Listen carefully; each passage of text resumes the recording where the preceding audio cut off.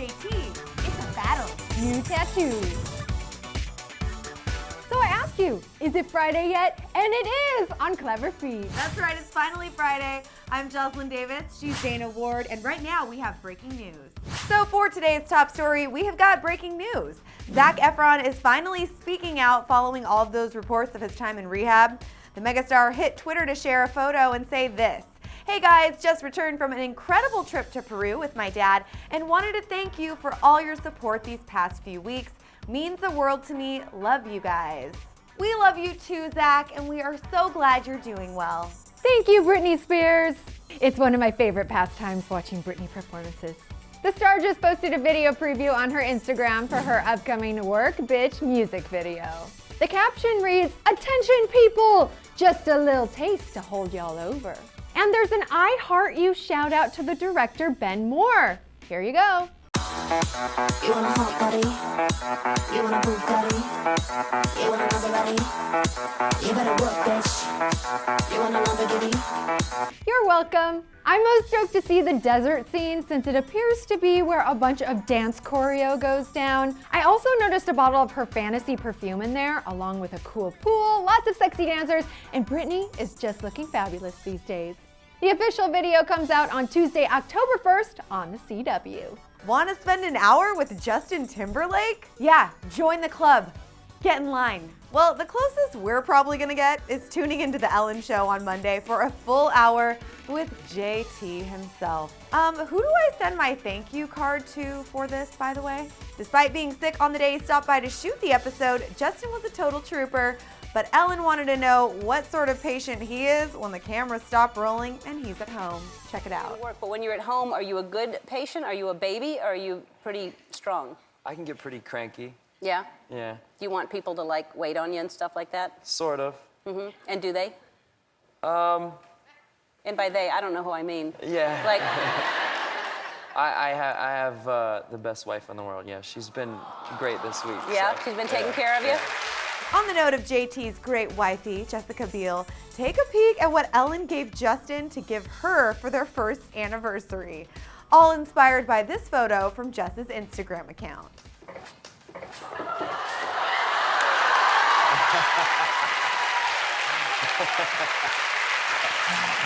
Perfect. Yeah.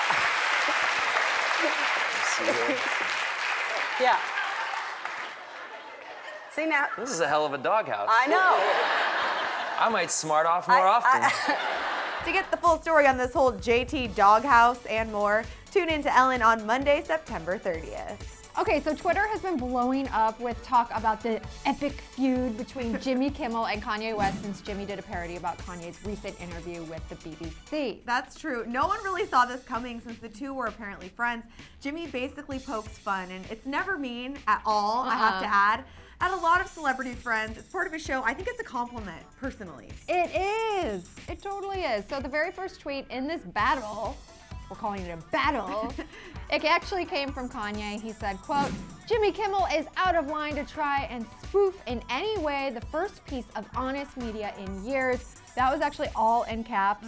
All of his tweets have been in caps. Aggressive. Then West's tweets go on about how it's not a joke. He actually makes fun of Jimmy's face, and he even calls him some pretty serious names that we can't repeat. But then, get ready for it.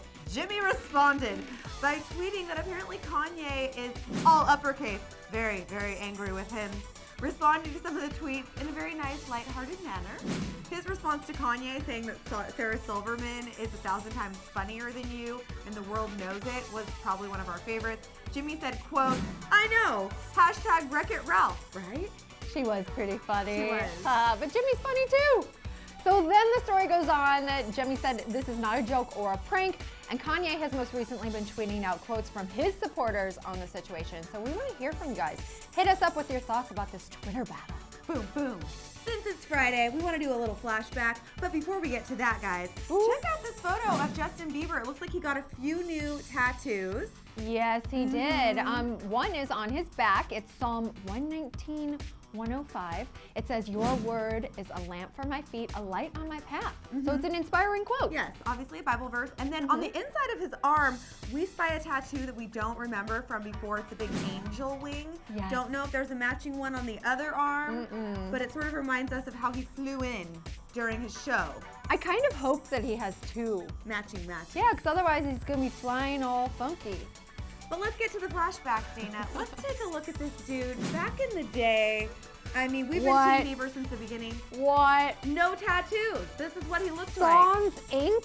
like. I mean, I remember doing a story way back in the day on his first tattoo, the seagull in the lower abdomen region that like Bone all the region. guys in his family do. So That was what a long time ago. What do you guys think? Let us know what you think of Justin now. Edgy, sexy, tatted Justin. Older. Yes. Or Justin from days gone by. Just a young lad, no tat. Look how skinny he is. Cute. So cute. All right, it's time for Hit Us Up.